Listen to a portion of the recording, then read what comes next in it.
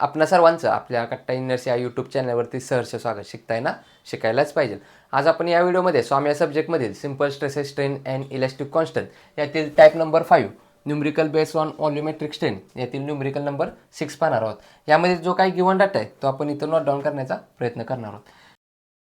In a बायॲक्सियल stress system, एक बायॲक्सियल stress system दिले आहे. The stresses along the two direction, त्या दोन डायरेक्शनवरील स्ट्रेसेस आपल्याला दिलेले आहेत. स्ट्रेस ऑन एक्स डायरेक्शन किती आहे ती 60 newton per mm square. Already Newton per mm स्क्वेअरमध्ये युनिट कन्व्हर्जन करण्याची गरज नाही.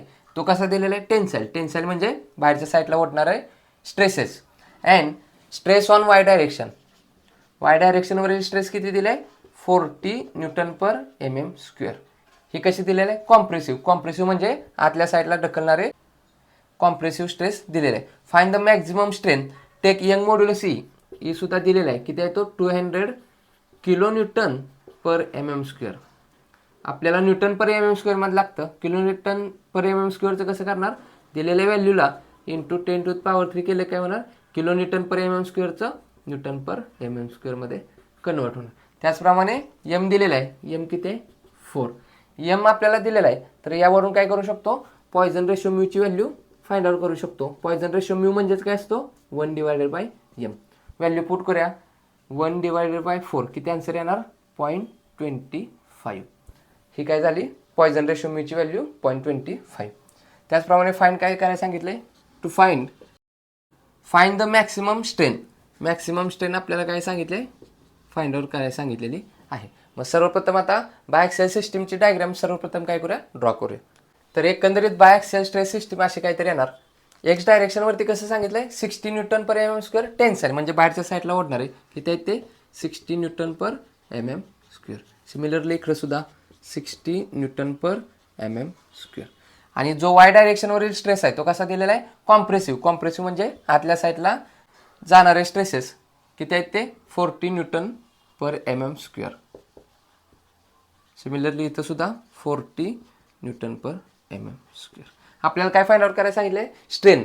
आता स्ट्रेन ऑन एक्स डायरेक्शन आणि स्ट्रेन ऑन वाय डायरेक्शन काय करायची फाइंड आउट करायची. आणि या दोघांमध्ये जी मॅक्सिमम असेल ते आपलं काय असणार आहे फायनल आन्सर असणार आहे. मग स्ट्रेन ऑन एक्स डायरेक्शन काय असतो formula, strain on x direction.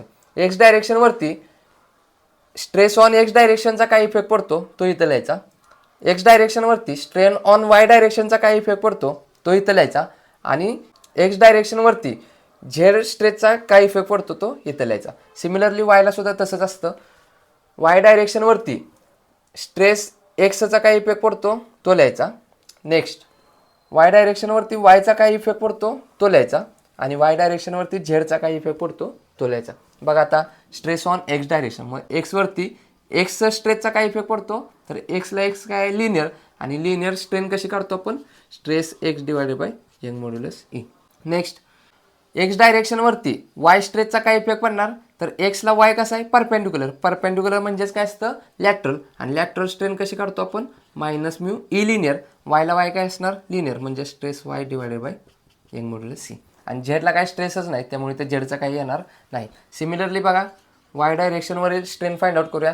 ह्या वाय डायरेक्शनवरील वाय डायरेक्शनला बघा स्ट्रेस कशी असणार आहे वायला वाय लिनियर. लिनियर स्ट्रेन कशी काढतो stress divided by Young modulus. कोणत्या डायरेक्शनला वाय डायरेक्शनला म्हणून इथं वाय.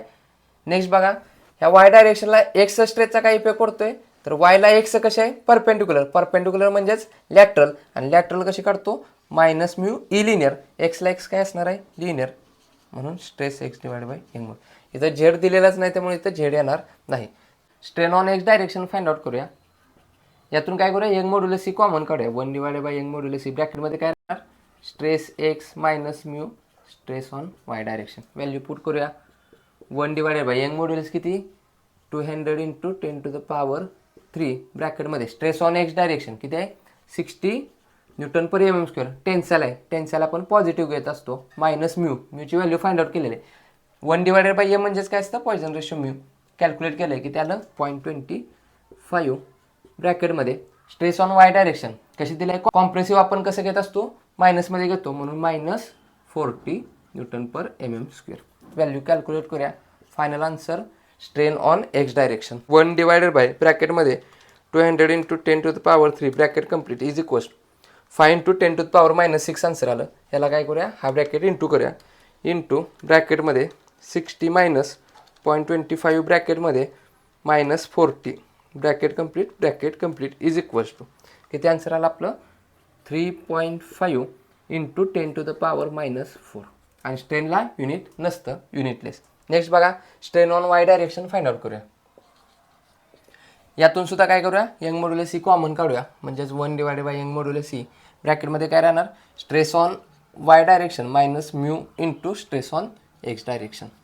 व्हॅल्यू पुट करूया. 1// यंग मॉड्युलस किती आहे, 200 इंटू 10⁻³ ब्रॅकेटमध्ये स्ट्रेस ऑन वाय डायरेक्शन कसे आहे, कॉम्प्रेसिव्ह म्हणजे मायनस घेतो, -40 मायनस म्यूची व्हॅल्यू किती आहे 0.25 ब्रॅकेटमध्ये stress on x direction tensile म्हणजे पॉझिटिव्ह किती आहे 60. व्हॅल्यू पुट करून strain on Y direction find out करूया. 1// ब्रॅकेटमध्ये 200 into 10⁻³ bracket complete is equals to 5 into 10⁻⁻6 याची व्हॅल्यू आली.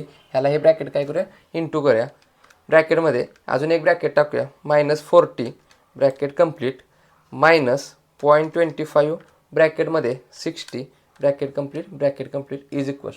आन्सर किती आलं, -2.75 इंटू 10⁻⁻4. म्हणजेच strain on x direction find out केलं आहे, strain on Y direction find out केलं आहे. ह्या दोघातली जी काय मॅक्झिमम व्हॅल्यू असेल ती काय असणार आहे, मॅक्सिमम स्ट्रेन. देअरफॉर